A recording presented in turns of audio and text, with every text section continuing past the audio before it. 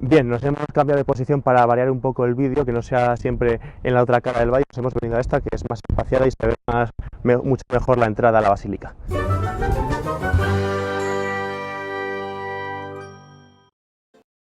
Otra pregunta que nos podemos hacer es ¿por qué no ha sido antes? ¿Por qué ha tenido que ser ahora, en los 40 años de democracia, por qué no se ha hecho antes la exhumación? Por el contexto histórico y político del momento. Cuando murió Franco no era momento de volver a desenterrarlo y llevarlo a otro lugar. Para empezar, el gobierno de la UCD de Adolfo Suárez, junto al espíritu de la transición, contribuyó a un espíritu de paz emanado de los últimos días del franquismo, aunque los nostálgicos no iban a permitir que se le desenterrara y se destruyera su legado tan fácilmente. Así, Felipe González, a lo largo de los años que nos llevan hasta la primera legislatura del PP en el 96, pues no se atrevió a tocarlo. Para empezar, porque los militares eran unos militares que habían crecido bajo el ala del régimen y habían prestado juramento al régimen. Por lo tanto, eran un grupo al que no se podía tocar mucho las narices, mal hablando. Un ejemplo de ello tenemos en el 23F. Y con la legislatura de Aznar podríamos decir que tampoco se hizo para evitar provocar al ala más conservadora franquista que acogía Alianza Popular y después el Partido Popular. Claro, pero también hay que tener en cuenta que estos partidos de nuevo cuño tenían miedo de que se les tachara de franquistas porque España necesitaba dar una imagen de apertura. Prueba de ello son los últimos días de la Guerra Fría que vivió Felipe González y la entrada de España en la Comunidad Económica Europea, cosa que teníamos que dar una estabilidad y una imagen de seguridad que si empezamos a tocar estos temas no habríamos dado a Europa. Hablemos ahora de los trabajadores. ¿Quién construyó materialmente esta basílica? Pues la basílica y lo que es la Gran Cruz la construyeron, entre otros, presos políticos de la Guerra Civil, a la vez que lo construyeron presos libres por las buenas condiciones de trabajo que encontraron aquí. Hay que destacar una cosa, que solo hubo un número de 800 presos políticos aquí trabajando y la mayoría de ellos luego quisieron seguir aquí trabajando, es más, y lo pidieron voluntariamente por las buenas condiciones que había. Y se vinieron aquí a vivir con sus familias, es verdad, y solamente hubo presos políticos durante 5 años, ¿no? Para empezar, sobre las familias, empezaron a construir nuevos pueblos, como al estilo de las pirámides allí en Egipto, pues alrededor del recinto para poder asentar a sus familias, escuelas, servicios médicos, todos los servicios que te pudieras encontrar. Y además estos trabajadores también tuvieron la oportunidad de promocionarse a sí mismos aprendiendo un empleo tras la guerra que había dejado España destruida. Porque aquí se formaron muchos carpinteros, muchos canteros que venían de toda España y que después volvían ya formados. También es cierto que solo murieron 18 trabajadores en los 18 o 19 años que transcurrió la construcción del monumento. Eso quiere decir que es un muerto por año, lo cual para las condiciones, media. Sí, la media. Las condiciones laborales del momento pues es una buena estadística. De todos modos, tengo aquí un dato que corrobora el número de trabajadores, tanto presos como libres, que había aquí trabajando. En diciembre del 43 había 679, en mayo del 47, 1029, en noviembre del 48, 1278 y en agosto de 1950, 728. Podemos ver cómo en los años posteriores a la Guerra Civil estos trabajadores empezaron. Al principio había muy pocos porque era poco necesario, pero a medida que se iba haciendo más compleja la obra, pues empezaron a traer más hasta ya entrados los 50 que ya no fueron necesarios tantos trabajadores. Vamos a hablar ahora de la famosa redención de penas. ¿Qué nos tienes que decir, Gregorio? Pues el sistema judicial español de aquel momento permitía que todo aquel condenado por crímenes de guerra, bien sean de sangre o bien fueran delitos comunes durante la Guerra Civil, se pudiesen venir aquí a trabajar. Bien es cierto que un día aquí trabajado contribuía a 5 o 6 días menos de tu condena normal, por lo tanto es comprensible que los trabajadores quisieran venir aquí.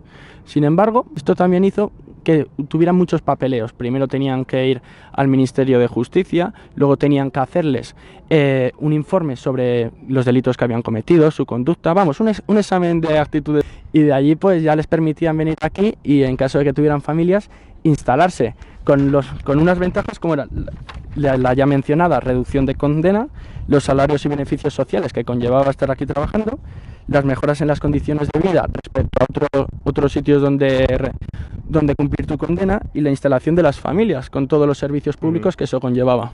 Todos estos datos, redención de penas, número de fallecidos, etcétera, los hemos sacado de una bibliografía que le hemos dedicado un tiempo a buscarla. La tenéis en un enlace de la descripción. Hay libros que antes habían sido tesis doctorales, así que son más técnicos. Hay otros libros de periodistas, de un cuño o de otro, de historiadores. Lo hemos hecho lo más variado posible. Para hacer este vídeo hemos preguntado a personas que nacieron en las décadas de los años 40, años 30 incluso, para ver qué recuerdo tienen sobre el valle. La opinión general es que ni les iba ni les venía. Es verdad que gracias al nodo y a toda la propaganda que había en aquel entonces, venir a Madrid implicaba venir aquí a ver el Valle de los Caídos. Quiero también compartir con vosotros el testimonio de un arquitecto brasileño con quien también he podido hablar.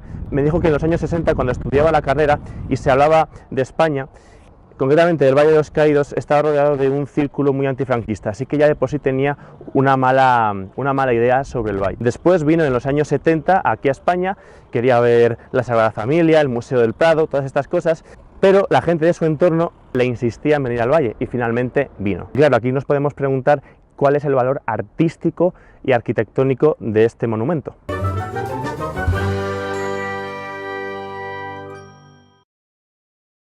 También queremos compartir algunas preguntas sin respuesta. Por ejemplo, si hubiese ganado el bando republicano la guerra, ¿hubieran hecho un monumento civil, laico o incluso religioso con este mismo motivo? Otra pregunta es cuál era el posicionamiento del gobierno de la República en el exilio por este valle.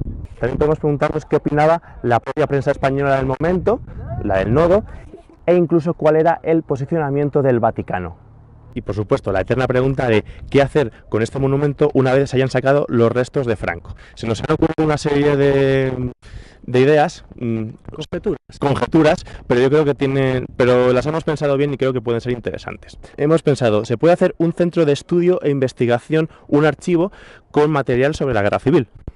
En mi opinión debería ser un archivo que unificara todos los fondos documentales de historia respecto a la guerra civil, ya sea militar, social, política, económica, y traerlo todo aquí, para que así historiadores y diversos doctorandos y tal. Sí, diversos investigadores de distinto cuño puedan venir aquí a documentarse para sus futuras investigaciones.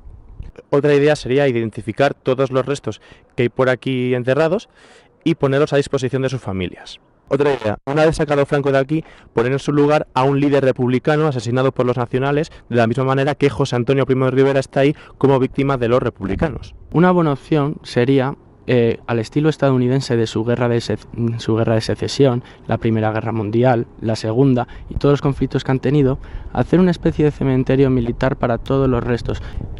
Y por último, hacer de este un centro de peregrinación. Ya de por sí lo es, pero una vez sacado Franco, se podría poner alguna reliquia de algún santo, hay muchos santos, aquí está la Orden Benedictina, alguna reliquia de San Benito, y hacerlo más atractivo, un centro de peregrinación atractivo para católicos, que puede que no vengan aquí porque quien está enterrado sea Franco. Y bueno, hasta aquí el vídeo de hoy. Gregorio, muchas gracias, tío. Lo mismo digo, espero que os haya gustado el vídeo, que saquéis provecho de él y que os animéis a estudiar historia y todos a hacer vídeos de estos, porque es bastante instructivo, yo al menos me lo he pasado muy bien investigando la documentación. Bueno.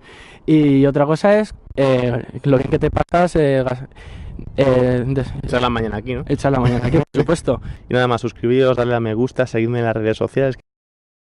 Insistimos, espero que haya sido útil y también pedimos perdón por si no hemos sido todos los objetivos y rigurosos que podríamos haber podido llegar a ser, ¿no? Claro, ya sabéis que con este tema siempre se tocan sensibilidades, ya sean emocionales de cada persona que esté viendo el vídeo, o bien no hemos sido lo suficientemente rigurosos en el plano histórico, pero bueno, como hemos dicho al principio del vídeo, aquí la gente, cada uno tiene su sesgo, así que espero que os guste el vídeo y, como ha dicho mi compañero, dejar comentarios y las dudas también. Adiós.